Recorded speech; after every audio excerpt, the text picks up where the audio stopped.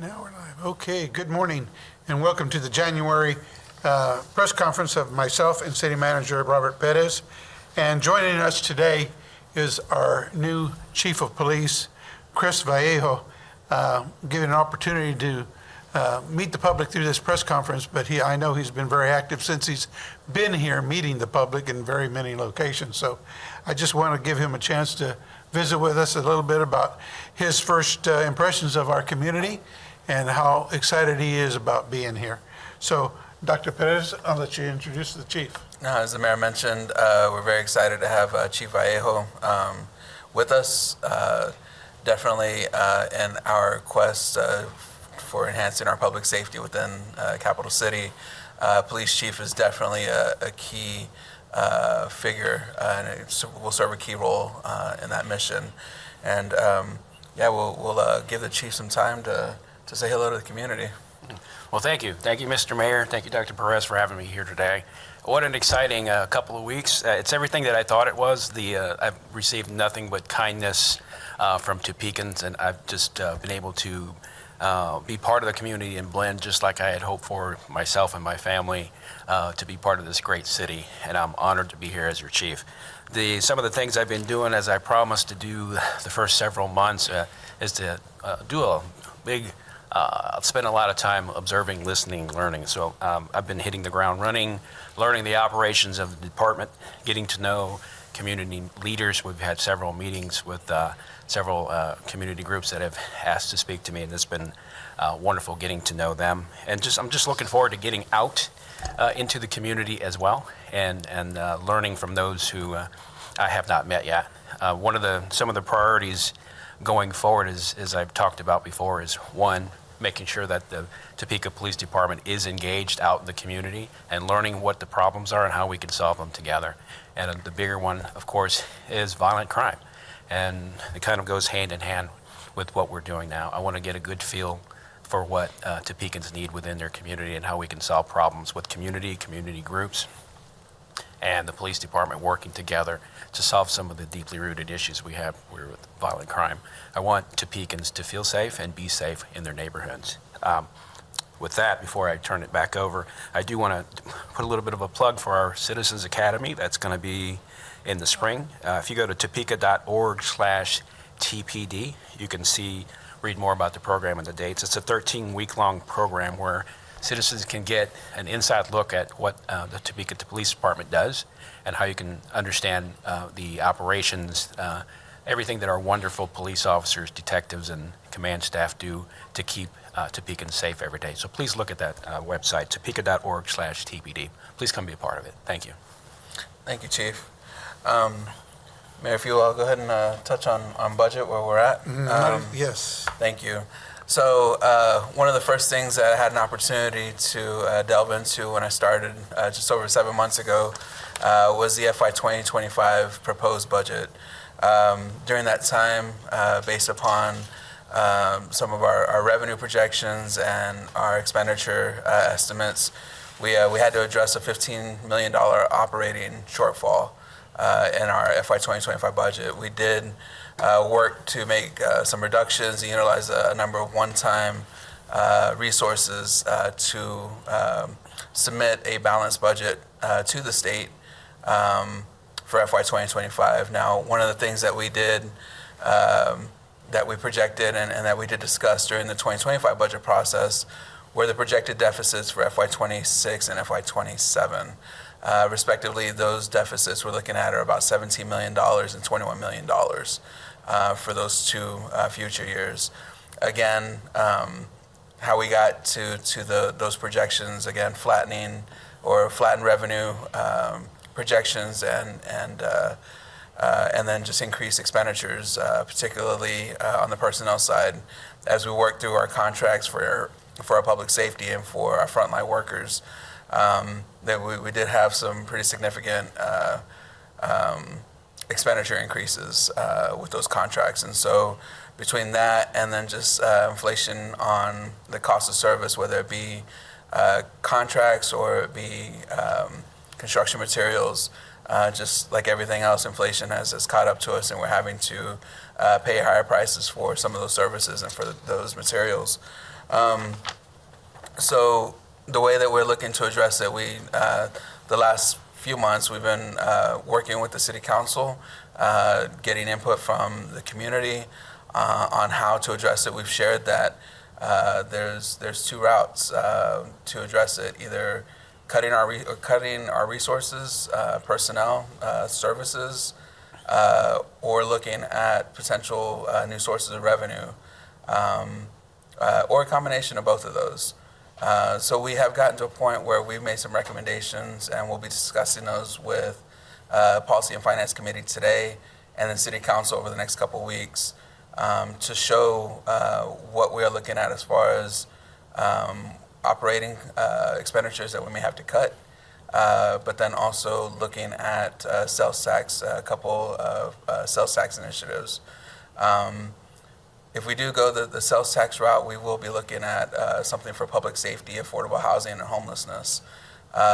Just for reference, a half cent, which is what we will be discussing, would yield about $19 million annually. So that funding, if approved by the governing body and if approved by the public, if we go down that route, would be used to support our public safety, police, fire, mainly our police and fire services, and then also to put funding forward for homelessness and for affordable housing initiatives. So definitely going to be an interesting next few weeks as we discuss this. But that is where we're at as far as expenditure reductions and consideration of any new revenue sources. One of the things I might add is that, and I've said this at all of our press conferences since Dr. Perez has joined us, is that he's been very intentional in reaching out to the community. The conversations about the budget and the options and how those options should be considered and how they will affect us as a city in operating and providing services to the community. Those conversations have included the public as much as possible. There's also been a polling that's been taking place and got some really good, helpful feedback. And I think that's important for us to keep continuing to stress. And we've talked about this in one of our council meetings, that the council understands its responsibility, and they know that it's the responsibility of everyone sitting on that dais, and it's also a responsibility of our community as a whole to help us decide what are the priorities for the community, and understand that while they, like the rest of us, feel the heat of inflation. Well, let's mention eggs, because everybody mentions eggs, and groceries, period. You know, the city is not immune to that. And everything that we have in the way of a resource to provide those things that are our responsibility to the community, all of those have been hit with inflation too. So we look at that as a real serious problem, but it gives us a better feel for how everybody is impacted by any kind of budget decisions. So it's important to listen when this information is put out there.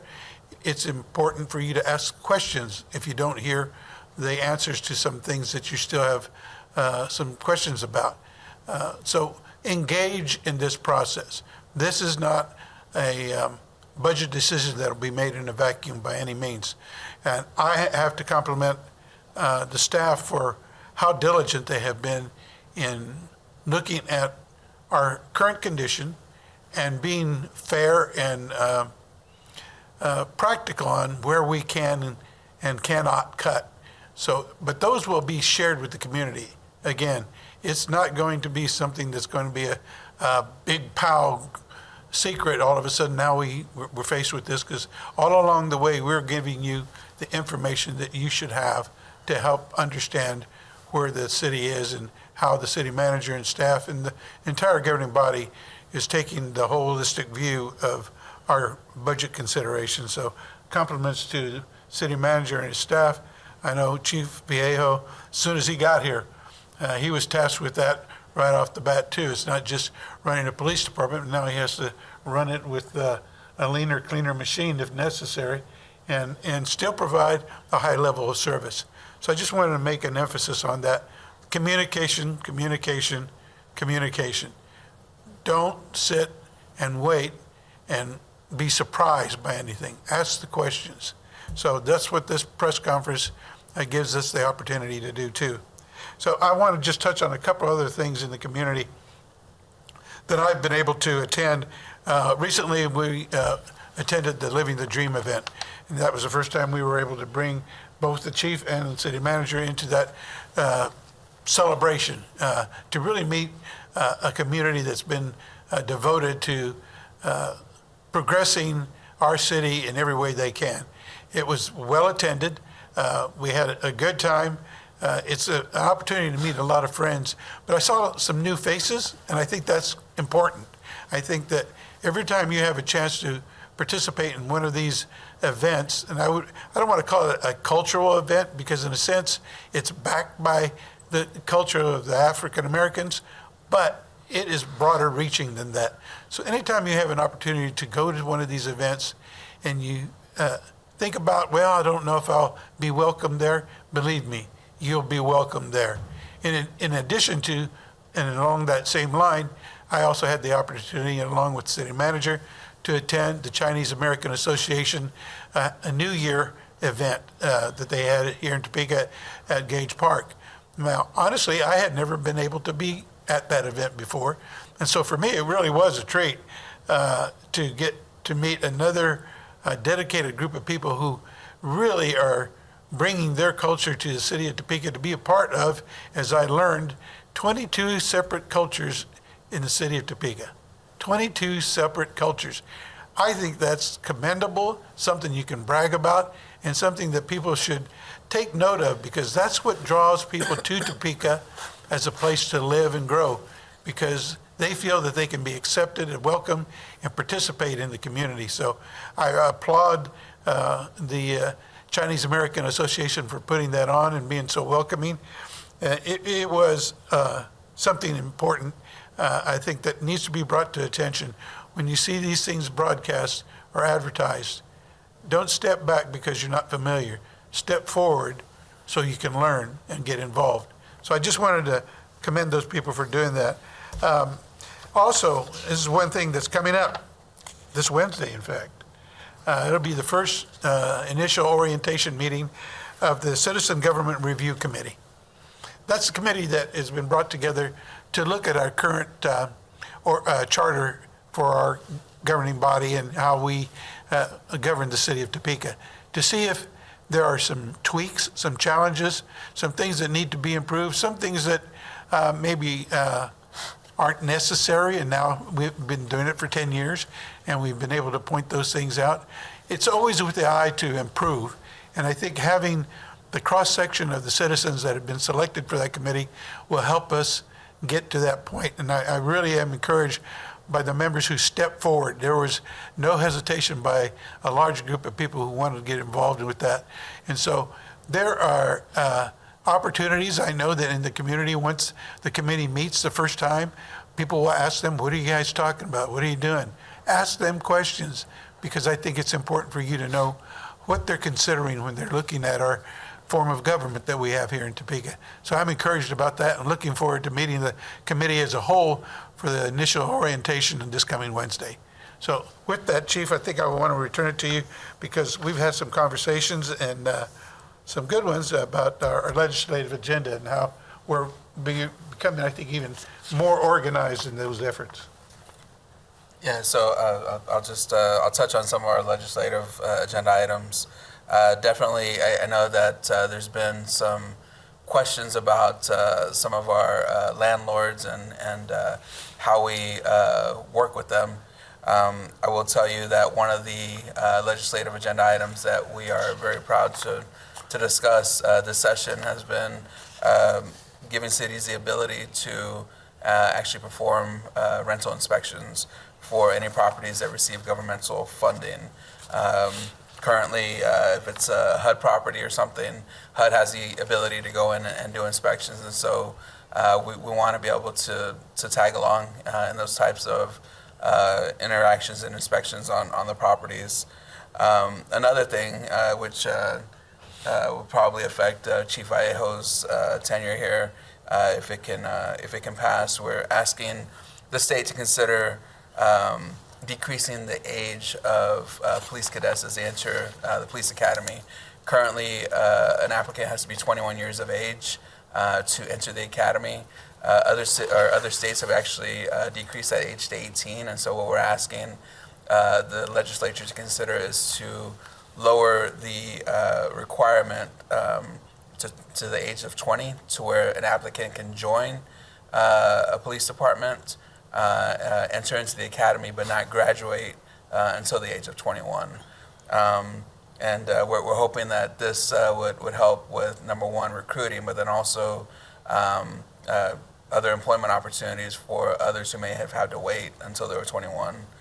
And then just we're working to review a number of bills that are coming forward, particularly focused on those types of bills concerning taxes and other unfunded mandates. So it's we're hot and heavy in the legislative process right now, and so as the items come forward, we're quickly responding to those potential bills. So, thank you for that, and I appreciate that because I think it's important that we, as a unified voice, present our concerns to the legislative body so that they hear the same message or a consistent message of how we think that they can help positively impact the state, Shawnee County, and most certainly the city of Topeka. So we're strong advocates and participants in the League of Municipalities as well. So we feel fortunate that we have a very good understanding and relationship with our legislators. We recently hosted a lot of them at Topeka Day, and so it's important for us to maintain those relationships and keep that open dialogue going on a regular basis. They're not here for very long, it doesn't seem like, and they get a lot crammed into the short session. So the more that we can touch base with them and make our positions clear, not that just about the things that we want, but how we can help them as well. So I appreciate all that effort in the legislative area. Unless there is something else that you want to bring up, Chief or City Manager, we would sit for questions if you have any. Where does, in the pecking order, layoffs come in when you're trying to work with the budget? You know, you could cut things, you talked about taxes, but coming down to the employees, layoffs, where does that fit in? Yeah. I'll let the City Manager answer that. So obviously layoffs are going to be, at the bottom of the pecking order. Where we look for, first we look at vacant positions that have been sitting for, extended period of time. Those will probably be some of the items we first look at. But we're also looking at, some fee adjustments. We're looking at additional one-time reserves that we have. Obviously, once you start cutting people, you start affecting service. And so, that's always the thing that we want to do last is affect the service, and then also affect our employees. If you know that layoffs are coming, what does that do for morale? What does that do for feeling safe and secure in your position? So layoffs are definitely towards the bottom it's the last resort, really. But again, as the mayor alluded to, we want to ensure that we're still maintaining an effective service level for our citizens and for our residents. So it's obviously down at the bottom, but what I've also stressed to the governing body and to our team is that particularly if we're going to ask the public to consider any kind of sales tax or any kind of other taxes, that we are running as efficiently and as lean as possible. If I may add, and we haven't really talked a lot of detail about it, but a lot of options are available. Beyond layoffs, there's always a consideration, for me anyway, and I think City Manager might agree, is that maybe Eric would be doing a better job if he was in another position, and so that we can shift the resources that we do have and still keep us lean, not lose the people, but maybe not fill that position specifically. So we're still able to work as much as we can to keep everybody on board doing the best they can. That might mean you take on a little bit of extra duty, but that's a good thing. And we'll see how that all works out. And again, I think it's the very last thing that I would consider is layoffs. And I really think that there are a lot of options that come before that. Could I ask about the snow? We're almost a month away from that storm. What have we learned from it? What can we do better? You've seen it now, so what are you all thinking? Well, I'll answer first, but then I'll let city manager answer with more detail because he's the man that controls everything, okay? People might think that the mayor can get the snow off the streets, but I can't. That's not what my role is, City of Topeka. It's city manager and his staff. You know, I start off with the premise that what did we do wrong? I think we did a lot of things right. I think from what I could see, our main streets were cleared and in good condition quicker than I've seen it with less snow living in Topeka. So I think they did an excellent job. Our crews were out there, I know, because I live on a main street. I could hear them all night out there running those trucks and blading the street. So I know they were out there working hard through the night. I think there's a better coordination of what we've done in the past. I know that the thing that gets people upset, and understandably so, because I used to live on a side street, is that my street didn't get hit. Well, we have a lot of miles of road in the city of Topeka, and it's hard to hit them all at one time with the limited resources that we have. That's a thing that could come up in a budget consideration. If people want to buy more trucks and get more crews out there for a one-time 15 inches of snow, you got to really take that into consideration, whether or not it's good expenditures of funds or not. And then there's the logistics of it. Some of the streets in the city of Topeka are pretty narrow. It's hard to get some of those bigger trucks who could have moved some more of that snow, and you have to resort to the little pup trucks that they call them. And once that snow freezes up, even if you hit a blade on it, it's just going to bounce. It's not going to move anything. So I think we've learned some things, but I still give us a good grade. And I hear generally those people who might not have had their road cleared as quickly as they had hoped, generally overall the public has been supportive of the efforts that our city crews had made. And I'll leave it to the city manager. Thank you, Mayor. So to follow up on that, we are briefing City Council next Tuesday on the storm efforts. To the Mayor's point, one of the things that we looked at was if we wanted to double our in-house staff, I think it would take several millions of dollars of equipment purchase, and then I think another 28 staff members to the tune of a couple $1 million annually. So it's kind of like, do we staff up to that level, for something that, I mean, this is the third highest snowfall in City of Topeka history. Do we staff up for something like that, or do we maintain our service level? I mean, I point back to the snow that we had over Thanksgiving. It came and went. It was 3 inches of snow. It came and went in a weekend. And I mean, so is it really worth? And I don't even think at that point we even touched the residential streets. And so we focus on the major arterial collector streets. And so this was a generational storm, not just the snowfall, but I think also too the fact that, I mean, after that we had a couple days thereafter of just below freezing temperatures. And so it made it a challenge. It was definitely a challenge. But again, to the Mayor's point, our teams worked 24-hour operations with enhanced 24-hour operations, 12-hour shifts from Saturday until the following Monday, I believe it was. So, I mean, 8 days of 12-hour shifts, and our teams are tired. And so I will tell you, the Monday of that event, we went and we put out an RFP for more contractual help.